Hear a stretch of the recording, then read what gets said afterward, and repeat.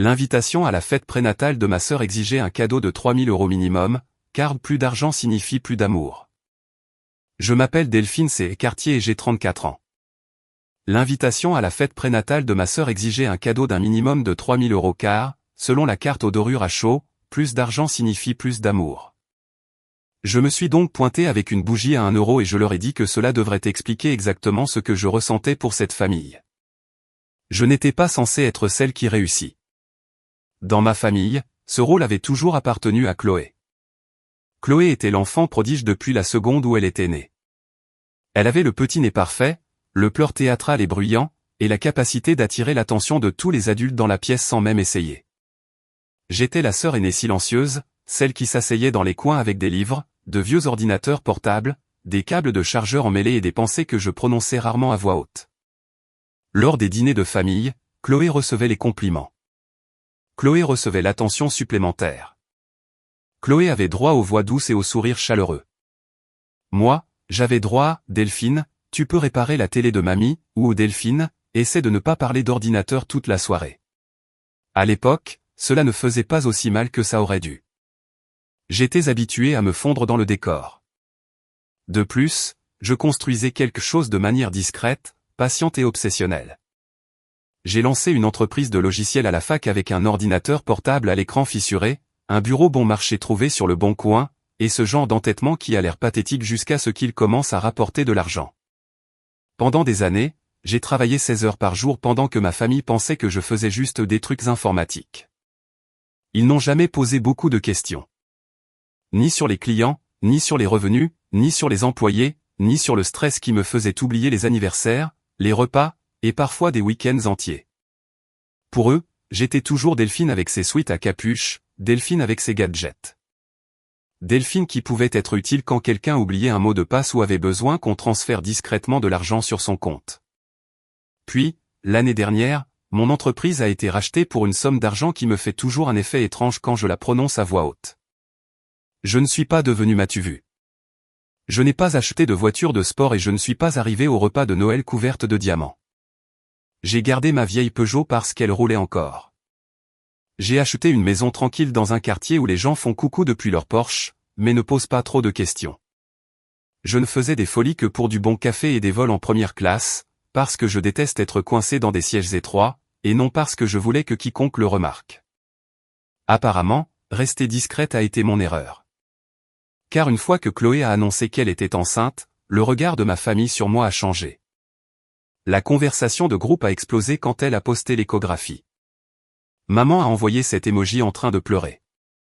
Papa, qui n'avait jamais rien utilisé de plus émotionnel qu'un pouce en l'air, a envoyé 3 cœurs. Chloé a écrit qu'elle et Charles construisaient un avenir magnifique. Charles était son mari, bien que le terme mari semblait généreux pour un homme qui portait des polos comme si c'était un trait de personnalité et qui était en transition professionnelle depuis 8 mois. Charles avait du charme, je lui accorde ça. Le genre de charme lisse. Le genre qui poussait les parents plus âgés à le qualifier d'ambitieux et qui poussait tous les moins de 40 ans à vérifier si leur portefeuille était toujours dans leur poche. Chloé a quitté son emploi au moment où elle a appris qu'elle était enceinte. Charles a dit qu'il l'aidait à construire une marque d'influenceuse maman.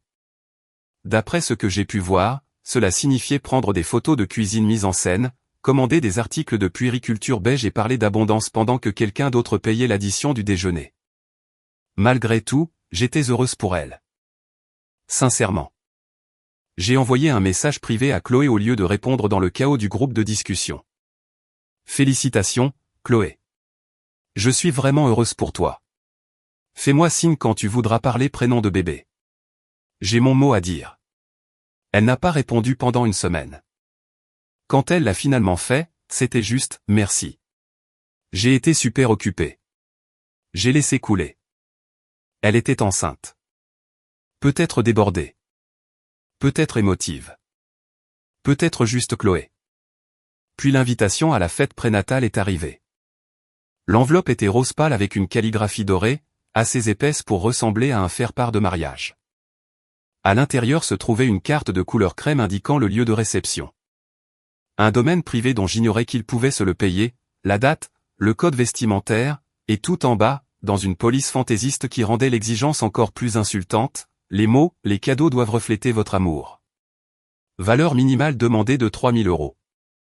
Espèces, virement bancaire ou article de luxe uniquement. Je l'ai lu une fois, puis deux. Puis j'ai retourné la carte, comme s'il y avait peut-être une blague cachée au dos. Il n'y avait pas de blague. J'ai envoyé un texto à Chloé. L'exigence pour le cadeau, c'est une faute de frappe? Elle m'a laissé en vue. 2 jours plus tard, maman a appelé. La voix enjouée est dangereuse. Tu as reçu l'invitation? N'est-elle pas magnifique? C'est définitivement quelque chose, ai-je répondu. C'est quoi ce minimum de 3 000 €? Maman a ri doucement, comme si je faisais exprès d'être difficile.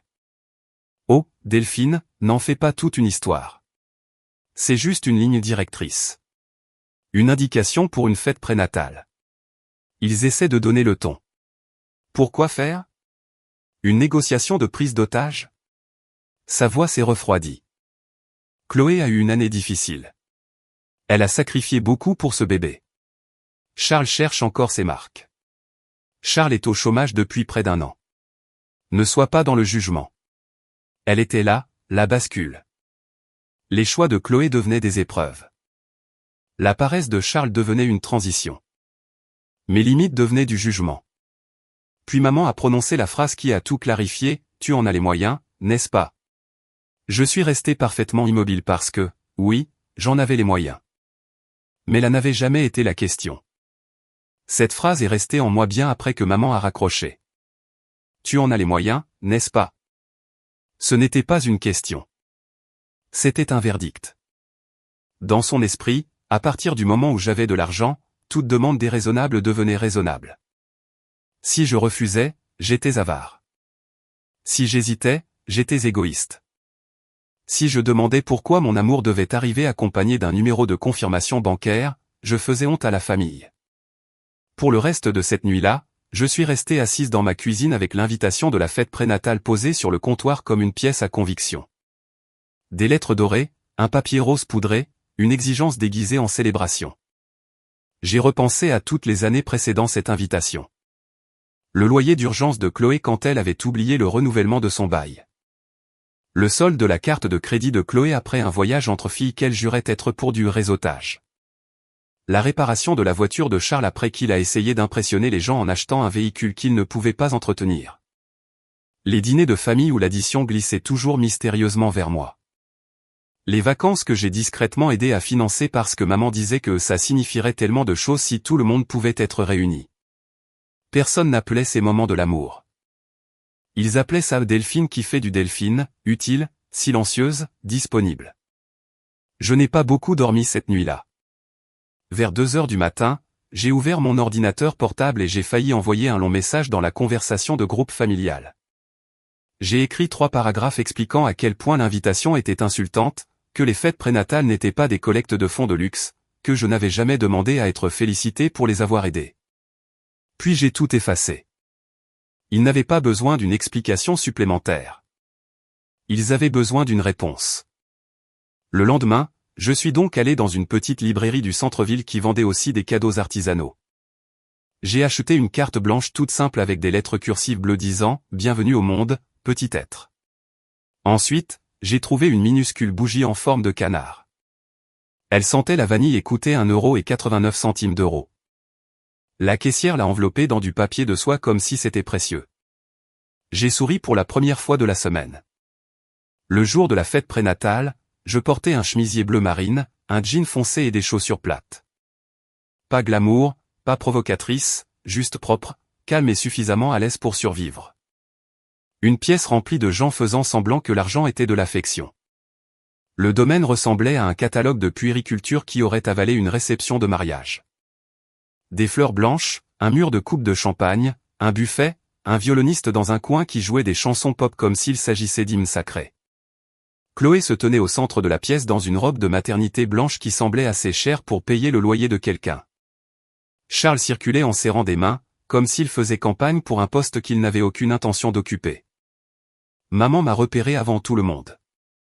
Delphine, a-t-elle sifflé en se précipitant vers moi. Où est ton cadeau? J'ai brandi le petit sac en papier. Ses yeux se sont baissés dessus, puis se sont écarquillés. Tu plaisantes. Non. Son visage s'est crispé. C'est humiliant. J'ai penché la tête. Pour qui? Ne fais pas ça aujourd'hui. Je suis là. J'ai apporté un cadeau. N'est-ce pas ce que l'invitation demandait? Elle s'est penchée plus près, son parfum floral et agressif. L'invitation exigeait un minimum, et j'ai accordé un minimum de respect à cette demande. Les lèvres de maman se sont entr'ouvertes. Mais avant qu'elle ne puisse parler, Chloé a tapoté une fourchette contre son verre. Tout le monde, a-t-elle appelé, rayonnante sous les lumières douces. Nous voulons simplement vous remercier tous d'être ici pour célébrer notre petit miracle. Les gens se sont tournés vers elle, les téléphones se sont levés. Charles a passé un bras autour de sa taille et a offert à l'assemblée son sourire répété. Maman m'a regardé une dernière fois, un avertissement dans les yeux, puis est reparti vers l'avant. Je me suis assise vers le fond et j'ai sorti mon téléphone. Pendant des semaines, personne ne savait que je préparais une surprise. Avant l'invitation, avant l'exigence, avant que les lettres dorées ne me disent exactement ce que ma famille estimait que mon amour valait, j'avais travaillé avec un agent immobilier pour acheter à Chloé et Charles une petite maison pour démarrer. Rien d'extravagant. Un endroit simple avec 3 chambres, un jardin clôturé, et suffisamment de distance avec la dépendance des parents de Charles pour qu'ils puissent recommencer à zéro avec dignité. 400 000 €. J'avais déjà préparé le virement bancaire. J'ai ouvert l'application de ma banque, examiné la transaction en attente et appuyé sur « Annuler ». La confirmation est apparue quelques secondes plus tard. Virement annulé. Aucune autre action requise. À l'avant de la pièce, Chloé était en plein milieu de son discours, remerciant tout le monde pour leur générosité et disant que le bébé était déjà entouré d'abondance. Puis, son téléphone a vibré sur la table à côté d'elle. Elle a baissé les yeux. J'ai vu les couleurs quitter son visage. Pendant une seconde, son sourire est resté figé pendant que tout s'effondrait derrière. Charles l'a remarqué. Il s'est penché vers elle. Elle a murmuré quelque chose. Sa tête s'est tournée d'un coup dans ma direction. J'ai levé mon verre de citronnade et pris une gorgée. Chloé a essayé de continuer, mais sa voix tremblait. Elle a marmonné quelque chose à propos d'émotions inattendues et s'est assise avant d'avoir terminé. Le violoniste a continué à jouer. Les invités ont continué à sourire, mais l'atmosphère de la pièce avait changé. Charles était immédiatement sur son téléphone, les pouces bougeant à toute vitesse. Maman n'arrêtait pas de regarder entre Chloé et moi, essayant de comprendre ce qui s'était passé. Je suis resté assez longtemps pour être poli. J'ai mangé 2 minuscules quiches. J'ai accepté une part de gâteau. J'ai laissé tante Chantal me dire que j'avais l'air fatigué et que je devrais sourire plus. Chloé ne s'est jamais approchée de moi. Charles me regardait comme un homme calculant combien d'argent venait de s'évaporer. Quand je me suis finalement levé pour partir, maman m'a attrapé près de l'entrée. « Qu'est-ce que tu as fait ?» Je lui ai tendu le petit sac cadeau. Exactement ce que l'invitation me demandait de faire. J'ai reflété mon amour. Dans la voiture, je suis resté assise un moment avant de démarrer le moteur. Je m'attendais à me sentir coupable. Au lieu de cela, je me suis sentie étrangement légère. Ce sentiment a duré jusqu'à 21h14 ce soir-là, lorsque la discussion de groupe familial a explosé. Chloé a envoyé le premier message. Merci encore à tous ceux qui sont venus aujourd'hui. Nous nous sommes sentis tellement aimés. Je suis profondément blessé que certaines personnes pensent que l'argent est une arme à utiliser contre la famille. J'espère qu'un jour ils comprendront que l'amour ne se mesure pas en signes d'euros mais en gentillesse. Les cœurs sont arrivés immédiatement. Tante Chantal a écrit, certaines personnes ne guérissent jamais de leur jalousie. Tu étais magnifique aujourd'hui, ma chérie, a répondu maman. Tu méritais mieux. Certaines personnes oublient d'où elles viennent une fois qu'elles connaissent un peu de succès. J'ai fixé l'écran. Oubliez d'où je viens? Je me souvenais exactement d'où je venais. Je me souvenais d'avoir appris à coder toute seule sur un ordinateur portable acheté chez Cash Express pendant que Chloé partait en vacances au ski que quelqu'un d'autre aidait à financer. Je me souvenais d'avoir manqué des fêtes de famille pour répondre à des appels d'investisseurs. Je me souvenais d'avoir été moqué parce que je travaillais trop, pour ensuite être censé payer quand quelqu'un d'autre travaillait trop peu. Charles m'a envoyé un texto en privé 5 minutes plus tard. C'était bas. Tu l'as fait pleurer. J'ai tapé une phrase, tant mieux. Peut-être que les larmes sont moins chères que 3000 €. Puis je l'ai effacée. Je n'ai pas répondu. Non pas parce que je n'avais rien à dire. Mais parce que, pour la première fois de ma vie, j'ai compris que le silence pouvait être une porte verrouillée. Pendant les quelques jours qui ont suivi, je suis devenu la grande méchante d'une histoire que je n'avais pas écrite. Le groupe de discussion s'est transformé en un petit tribunal où tout le monde avait déjà rendu son verdict. Chloé était la sœur enceinte blessée. Charles était le mari en difficulté qui faisait de son mieux. Maman était la grand-mère affligée qui ne voulait que la paix. Papa était silencieux, ce qui, d'une manière ou d'une autre, le faisait paraître sage au lieu d'absent. Et moi, j'étais la sœur riche et froide qui avait humilié tout le monde parce qu'elle ne supportait pas de ne pas être le centre de l'attention. Cette partie m'a presque fait rire. J'avais passé toute ma vie à ne pas être le centre de l'attention. Charles a de nouveau envoyé un texto le lendemain matin. Sérieux, c'était abusé. Puis, une seconde plus tard, désolé, sœurette. Peu importe. Tu vois ce que je veux dire? Tu as embarrassé ta propre sœur enceinte. J'ai fixé l'écran, non pas parce que le message me blessait, mais parce que même sa correction semblait paresseuse. Il ne pouvait même pas m'insulter avec soin. Maman a appelé 3 fois avant midi. J'ai laissé chaque appel aller sur la messagerie. Dans la soirée, elle m'a envoyé un long message pour me dire à quel point elle était déçue, que Chloé avait pleuré toute la nuit, que le stress pouvait affecter le bébé, que j'avais transformé ce qui aurait dû être l'un des plus beaux jours de la vie de Chloé en une scène à propos d'argent. L'argent. Il n'arrêtait pas de prononcer ce mot comme si j'avais inventé le problème. Personne n'a mentionné l'invitation. Personne n'a mentionné l'exigence de 3000 €. Personne n'a mentionné la maison que j'avais failli leur acheter. Ils n'ont mentionné l'argent qu'après que je l'ai retiré. C'est à ce moment-là que j'ai commencé à comprendre quelque chose de douloureux.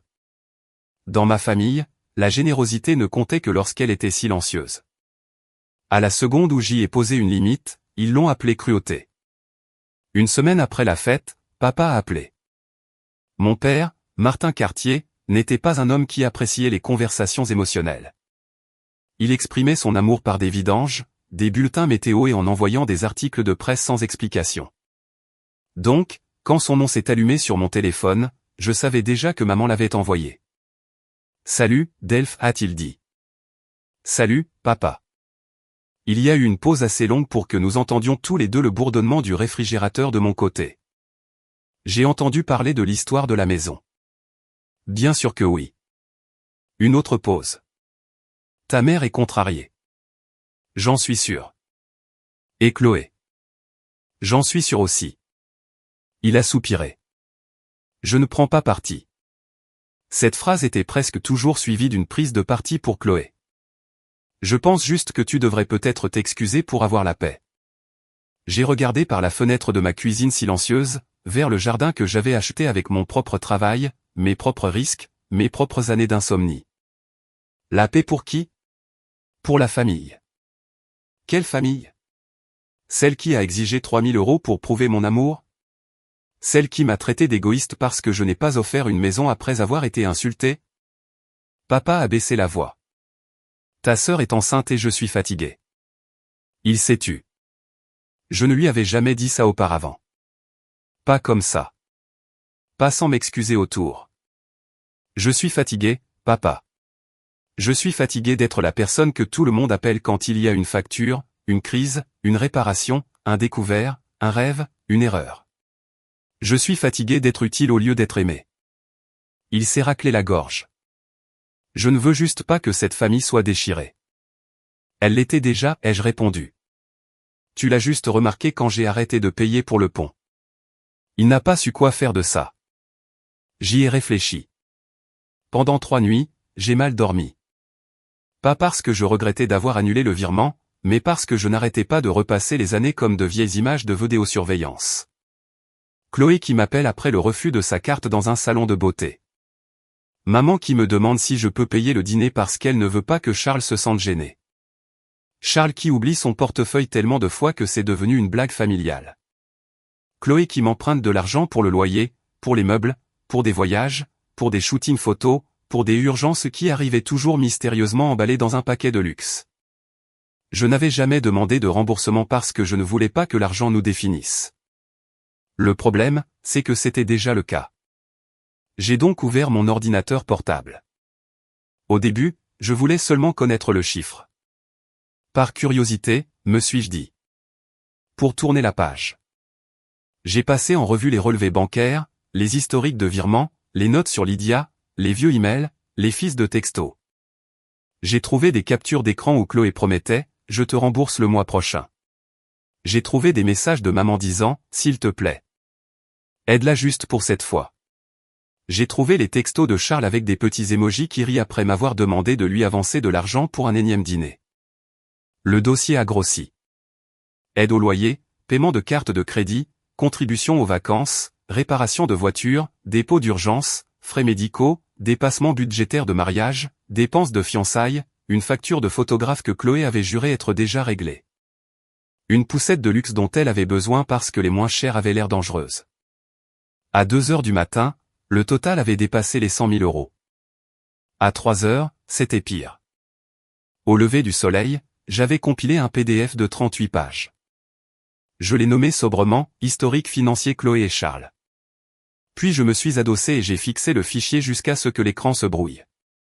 Je ne prévoyais pas encore de l'envoyer. J'avais juste besoin de la preuve que je n'avais pas inventé ma propre exploitation. Une semaine plus tard, Chloé a publié une collecte de fonds sur l'Etsy, cagnotte pour la chambre de rêve de BBM. L'objectif était de 25 000 euros. La légende disait qu'il construisait une chambre paisible, durable et pleine d'amour pour le bébé, et que chaque contribution, petite ou grande, aiderait à créer le foyer sur que leur fille méritait. Maman l'a partagé immédiatement. Ma fille et son mari font de leur mieux. Tout était une bénédiction. Font de leur mieux. J'ai ri une fois, seul dans mon bureau, puis j'ai senti le rire mourir dans ma gorge. Un mois plus tôt, j'avais failli leur acheter une maison. Maintenant, ils demandaient à des inconnus de financer une chambre de créateur tout en racontant à Internet que j'avais utilisé l'argent comme une arme contre eux. Puis est venue la révélation de la chambre. Je n'étais pas invité. Je l'ai vue à travers des photos.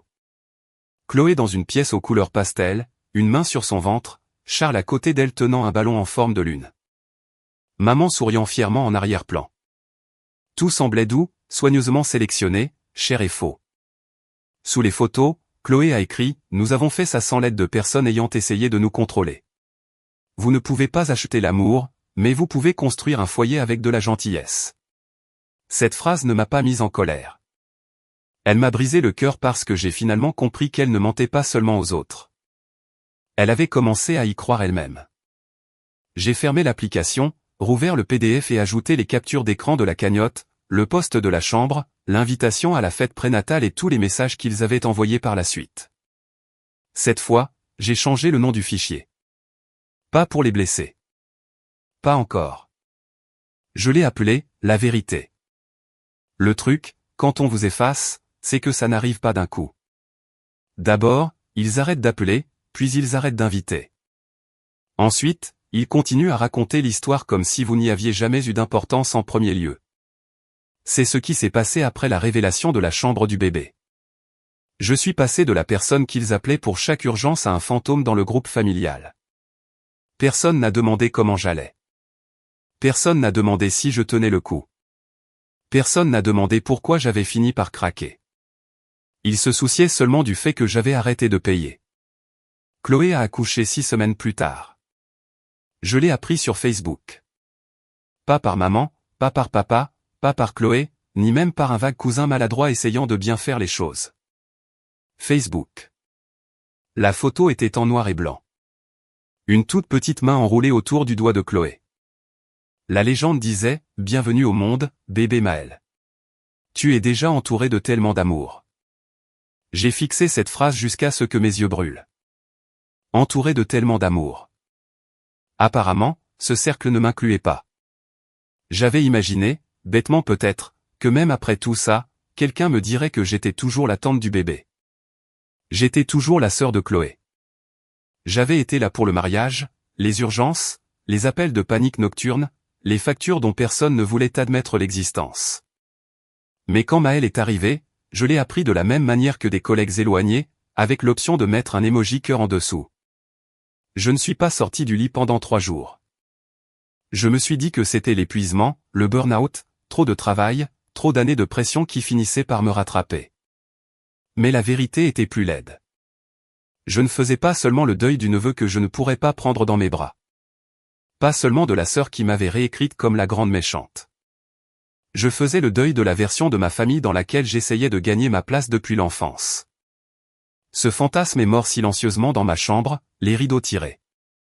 Le 4e matin, je me suis levé. Sans drame. Pas de bande-son. Pas de grand discours devant le miroir. Je me suis juste levé, j'ai pris une douche, j'ai retiré les draps du lit, j'ai ouvert toutes les fenêtres de la maison et j'ai laissé l'air froid traverser les pièces. Puis j'ai nettoyé les plans de travail de la cuisine, les sols, les placards, les tiroirs. J'ai jeté la nourriture périmée, les vieux reçus, les chargeurs cassés et l'invitation à la fête prénatale rose pâle qui traînait dans le tiroir de mon bureau comme une malédiction. Puis, j'ai effacé le numéro de Chloé. Pas bloqué. Pas encore. Effacé. Il y avait quelque chose de cérémonial là-dedans, comme fermer une porte sans la claquer. Après cela, je suis allé me promener sans musique, sans podcast, sans téléphone à la main, juste mes pas et le vent et le calme étrange de n'être responsable que de moi-même. C'était le début du printemps, ce genre de froid qui pique le visage et donne l'impression d'avoir les poumons propres. J'ai marché jusqu'à ce que l'oppression dans ma poitrine devienne quelque chose autour duquel je pouvais respirer. Quand je suis rentré à la maison, j'ai ouvert un document vierge et j'ai écrit une question tout en haut, qu'est-ce que je veux maintenant? Pas ce qui rendrait maman fière. Pas ce qui ferait arrêter de pleurer Chloé. Pas ce qui maintiendrait la paix. Pas ce qui prouverait que j'étais généreuse, prospère, loyale, utile, digne d'être aimée. Qu'est-ce que je voulais? Les réponses sont venues lentement au début. Je voulais voir les aurores boréales. Je voulais apprendre le piano. Je voulais arrêter de considérer le repos comme quelque chose que je devais mériter. Je voulais encadrer des jeunes femmes qui aimaient les technologies mais qui n'avaient personne pour leur dire qu'elles avaient leur place dans ce milieu. Je voulais des amis qui posaient des questions et écoutaient les réponses. Je voulais une vie où l'amour n'était pas livré avec des factures cachées à l'intérieur. Et quelque part vers le bas, j'ai écrit, je veux des relations qui vont dans les deux sens. Celle-là m'a fait peur parce que j'ai réalisé que je n'en connaissais pas beaucoup. J'ai commencé par Maxime. Maxime avait été mon ami à la fac, le genre de personne qui pouvait rendre n'importe quelle pièce moins sérieuse. Il jouait mal de la guitare dans les salles communes de la résidence étudiante, veillait tard pour débattre de films et m'avait un jour aidé à déboguer un projet à 2 heures du matin tout en mangeant des céréales dans un saladier. Nous nous étions éloignés lorsque mon entreprise a consumé ma vie et que ma famille a consumé le reste. Je lui ai envoyé un message, « Tu fais toujours de la mauvaise musique ou le monde t'a-t-il enfin demandé d'arrêter ?» Il a répondu dans les minutes qui ont suivi, « Delphine c'est Cartier ressuscite d'entre les morts. Déjeuner demain. » Pas d'excuses. Le déjeuner a duré 5 heures. Nous avons parlé de tout. Le travail, l'épuisement, ses fiançailles ratées avec une femme nommée Tiphaine, qui avait apparemment détesté chaque partie de lui qui ne lui était pas utile. Ma famille, Chloé, la fête prénatale, la maison que j'avais failli acheter. La façon dont donner trop peut devenir un langage que les gens utilisent pour vous contrôler. Maxime ne m'a pas interrompu pour me donner des conseils. Il n'a pas dit, mais c'est ta sœur. Il a juste écouté, puis a dit, tu sais que les gens peuvent t'aimer sans avoir besoin que tu saignes pour eux, n'est-ce pas? J'ai détourné le regard parce qu'apparemment, je ne le savais pas. Après ça, j'ai commencé à le voir plus souvent. Parfois un café, parfois un dîner, parfois ces petites soirées musicales communautaires où je m'asseyais au fond et regardais les gens être imparfaits sans s'en excuser. Il m'a convaincu de prendre des cours de piano avec une femme nommée Céline qui avait la patience d'une sainte et l'honnêteté d'un sergent instructeur. J'étais terrible, vraiment terrible. Mais je riais toutes les semaines. Le travail a changé, aussi. J'ai arrêté de prendre chaque réunion comme si ma valeur dépendait du fait d'être impressionnante. J'ai délégué. J'ai refusé des clients qui me nouaient l'estomac. Puis, j'ai commencé à encadrer une étudiante par l'intermédiaire d'une association locale pour les filières scientifiques et technologiques. Elle s'appelait Kenza. Elle avait 17 ans, elle était brillante, sur la défensive, et convaincue que poser des questions la faisait paraître stupide. La première fois qu'elle a créé une application qui fonctionnait, Elle a fixé l'écran comme s'il avait exaucé une prière. Vous pensez vraiment que je peux faire ça? A-t-elle demandé. Je sais que tu le peux, ai-je répondu. Ses yeux ont brillé et quelque chose s'est fissuré en moi. C'est à ce moment-là que j'ai compris ce que Chloé et Charles n'avaient jamais saisi. L'héritage, ce n'est pas une chambre de bébé de créateur. Ce n'est pas une fête dans un domaine privé ou un poste sponsorisé ou une pièce remplie de gens qui applaudissent parce que la décoration coûte cher. L'héritage, c'est l'impact. Et pour la première fois depuis des années, le mien me semblait propre. Les mois ont passé. J'ai arrêté de consulter la page de Chloé. J'ai arrêté d'attendre que maman appelle avec des excuses qu'elle ne savait pas formuler. J'ai commencé à mieux dormir. Maxime est devenu quelqu'un en qui j'avais confiance, d'abord lentement, puis facilement, puis plus que je ne le pensais. Un soir après le dîner, il a pris ma main et a demandé « C'est d'accord ?» Cette question a fait plus pour moi qu'une douzaine de grands gestes n'auraient jamais pu le faire, parce qu'il a demandé. Puis, juste au moment où je pensais que mon ancienne vie s'était enfin tue, une enveloppe est arrivée dans ma boîte aux lettres. Couleur crème, élégante, sans adresse d'expédition. L'écriture de Chloé. La première ligne disait « Si tu lis ceci, alors tu sais déjà que les choses se sont effondrées. » Pendant près d'une heure, je n'ai pas ouvert la lettre. Je l'ai laissée sur la table basse et j'ai vaqué à mes occupations dans la maison comme si elle n'était pas là. J'ai fait un thé que je n'ai pas bu.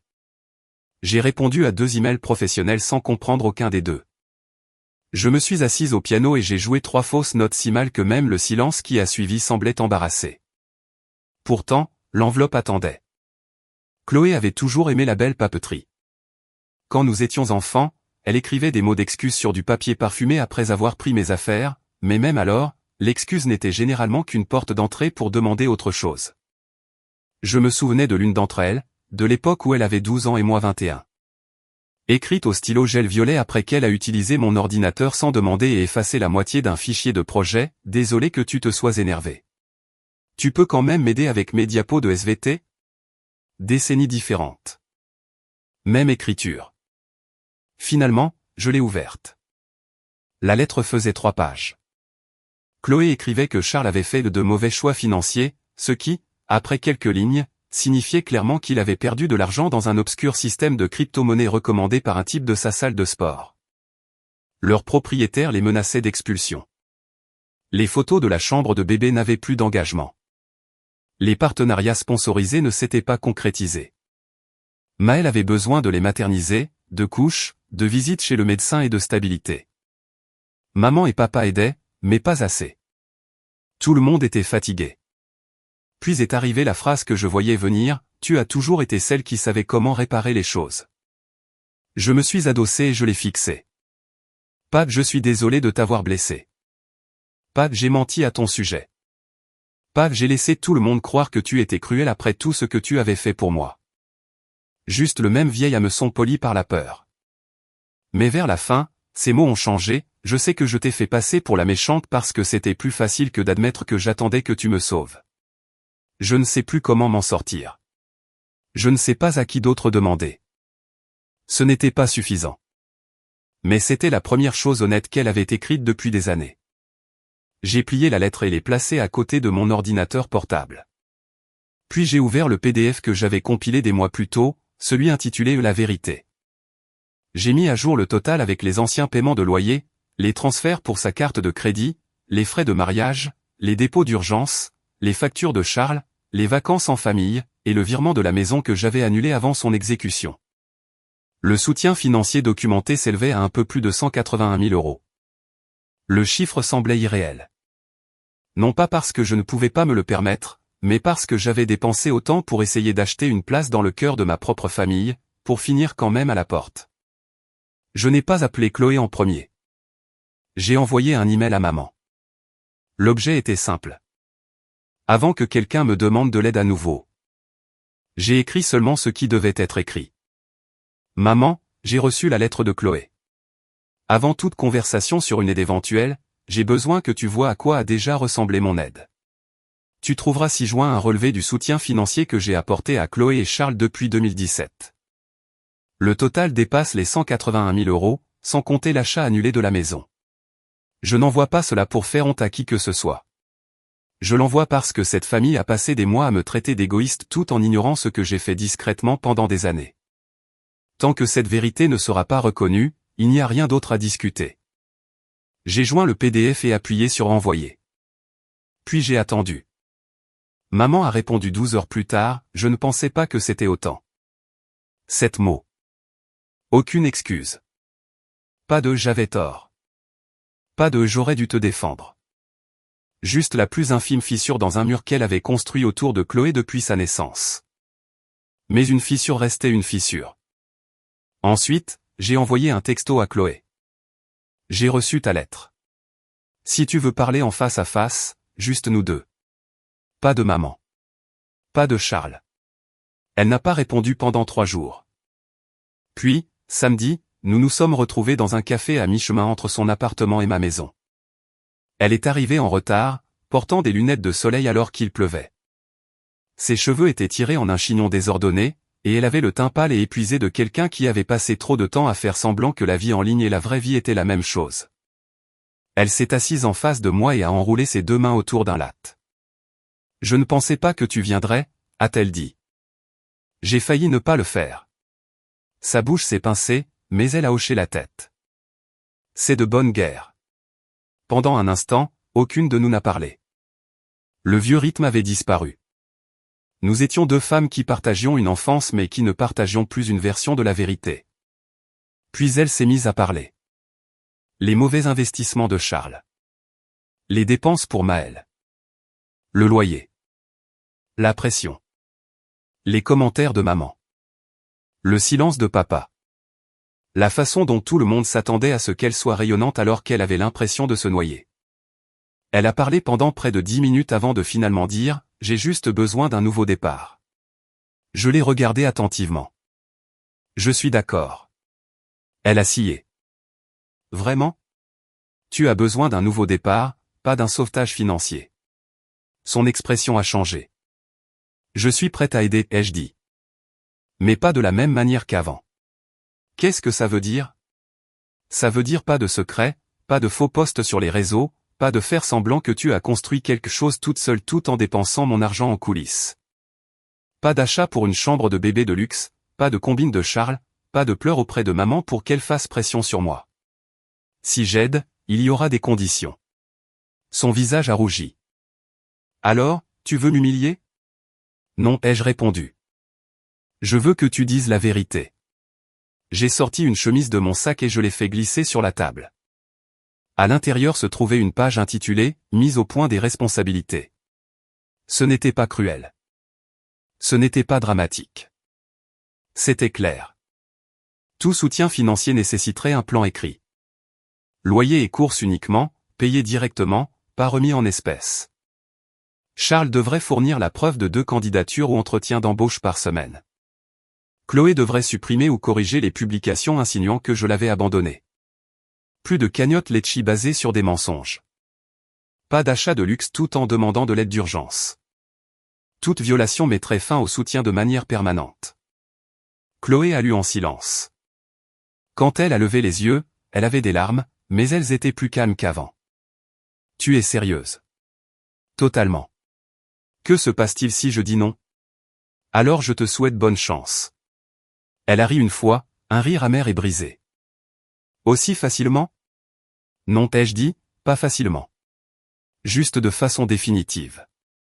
Elle a lentement plié le papier et l'a mis dans son sac à main. J'ai besoin de réfléchir. Alors réfléchis. Elle est partie sans me prendre dans ses bras. Je suis resté assise là longtemps après son départ, regardant la pluie glisser sur la vitre, réalisant que je ne me sentais pas puissante. Je ne me sentais pas cruelle. Je ne me sentais même pas en colère. Je me sentais comme quelqu'un qui avait enfin arrêté de distribuer des allumettes à des gens qui n'arrêtaient pas de brûler sa propre tranquillité. Pendant que Chloé réfléchissait, j'ai commencé à construire quelque chose qui n'avait rien à voir avec elle. Depuis des années, je voulais créer un programme de mentorat pour les jeunes codeurs issus de milieux difficiles. Pas une œuvre de charité sur papier glacé pour les applaudissements, mais un véritable tremplin. Des ordinateurs portables, du coaching, de petites bourses de démarrage, des conseils honnêtes. Le genre de soutien que j'aurais aimé avoir quand j'apprenais à coder seul sur une machine cassée pendant que tout le monde disait que c'était une passade. Je l'ai appelé l'initiative CC. Pas d'après moi, mais d'après ma défunte grand-mère, Claire Cartier, la seule personne de mon enfance qui m'ait jamais dit que les filles silencieuses pouvaient quand même transformer le monde. Maxime a aidé au lancement. Il a trouvé le lieu, recruté des bénévoles et n'arrêtait pas de me rappeler de respirer. À ce stade, il était plus qu'un ami, même si aucun de nous ne s'était pressé de mettre un mot dessus. Il avait cette façon de se tenir à mes côtés sans m'écraser, et après une vie passée à être gérée par des personnes plus bruyantes, ça ressemblait à de l'amour bien avant que l'un ou l'autre n'en prononce le mot. Le lancement était modeste. Des murs en briques apparentes, des chaises pliantes, des ordinateurs portables reconditionnés sur des tables, des photos des premiers étudiants exposés. Pas de violoniste, pas de mur de champagne, pas d'invitation aux lettres dorées exigeant des preuves d'amour, juste des gens qui voulaient construire quelque chose de vrai. Papa est venu. Il s'est tenu près du fond, maladroit et silencieux, hochant la tête devant les présentations comme s'il s'agissait de bulletins météo. Je n'attendais pas plus de lui, mais le fait qu'il soit venu du tout signifiait quelque chose. Puis Chloé est entrée. Elle avait l'air fatiguée. Pas de tenue parfaite, pas de sourire d'influenceuse, pas de Charles à ses côtés, juste un jean, un manteau sombre et le visage de quelqu'un qui n'avait finalement plus d'énergie pour faire le show. J'ai prononcé un court discours sur l'initiative. J'ai parlé d'opportunités, de mentorat et du danger de faire croire aux jeunes qu'ils doivent gagner leur valeur en étant utiles. Je n'ai pas mentionné Chloé. Je n'en avais pas besoin. La vérité était dans la pièce sans être nommée. Après le départ de la plupart des gens, Chloé s'est approchée de moi et m'a tendu l'accord plié et signé. Je suis désolé, a-t-elle dit doucement. Pas parce que j'ai besoin d'aide, mais parce que je me suis servi de toi et parce que j'ai laissé tout le monde te traiter d'égoïste alors que je savais très bien que c'était faux. J'ai scruté son visage, attendant la vieille manipulation, les larmes avec des hameçons cachés à l'intérieur. Mais cette fois, elle avait juste l'air honteuse. Je te crois, ai-je dit. Mais rien ne redeviendra comme avant. Elle a hoché la tête. Je sais. J'ai consenti à une aide limitée. Loyer et courses payées directement. Pas d'espèces, pas de mensonges, pas de dépenses de luxe. Charles devait prouver qu'il cherchait du travail. Il a tenu 3 semaines. Des entretiens manqués. Un système de revente pyramidale ridicule. 2 excuses expliquant pourquoi les emplois traditionnels n'étaient pas à la hauteur de son potentiel. J'ai immédiatement mis fin à la partie du soutien qui lui était liée. Chloé ne s'est pas battue avec moi. C'était le premier signe qu'elle changeait. Des mois plus tard, je l'ai vue travailler dans une librairie, fatiguée mais stable, encaissant les clients pendant que Maëlle faisait la sieste dans une poussette derrière le comptoir. Elle a eu l'air gênée quand elle m'a vu, mais je me suis contenté de hocher la tête. Pour la première fois, je la respectais davantage pour ses difficultés honnêtes que je ne l'avais jamais fait quand elle faisait magnifiquement semblant. Maman n'a pas bien géré tout ça. Quand elle a compris que je ne serais plus la banque secrète, et que Chloé ne jouerait plus le rôle de la fille parfaite, elle est devenue froide avec nous deux. Elle a qualifié ma fondation d'étalage et a dit que j'avais empoisonné Chloé contre sa famille. Je lui ai répondu calmement, non, maman. J'ai juste arrêté de payer pour acheter le silence. Elle a raccroché. Je l'ai laissé faire. La vie est devenue plus petite après ça, mais plus saine. Maxime est devenu mon petit ami officiellement après m'avoir demandé, à sa manière si prudente, si je voulais le mot ou juste le sentiment. J'ai répondu les deux. J'ai continué à encadrer des étudiants. J'ai mal joué du piano et j'ai souvent ri. J'ai arrêté de vérifier qui était en colère contre moi. Chloé et moi ne sommes pas proches. Peut-être que nous ne le serons jamais, mais elle m'envoie parfois des photos de Maëlle. Pas de légende sur l'abondance, pas de mise en scène, juste un bébé avec les cheveux en bataille, un sourire de travers, et une vie qui devient lentement plus stable. Quant à moi, je n'ai plus besoin de vengeance. La vérité a fait ce que la vengeance ne pourrait jamais faire. Elle a séparé l'amour de l'accès à mon portefeuille, l'aide de l'exploitation, et la famille des personnes qui ne se souvenaient de moi que lorsqu'elles avaient besoin d'être sauvées. L'invitation de ma sœur disait que plus d'argent signifiait plus d'amour. Elle avait tort. L'amour n'est pas la somme que vous donnez. Parfois, l'amour, c'est le moment où vous arrêtez enfin de payer pour être toléré. Ici Delphine C. Cartier. Et pour la première fois de ma vie, je ne suis pas la sœur riche, la réparatrice silencieuse ou le fonds d'urgence de la famille.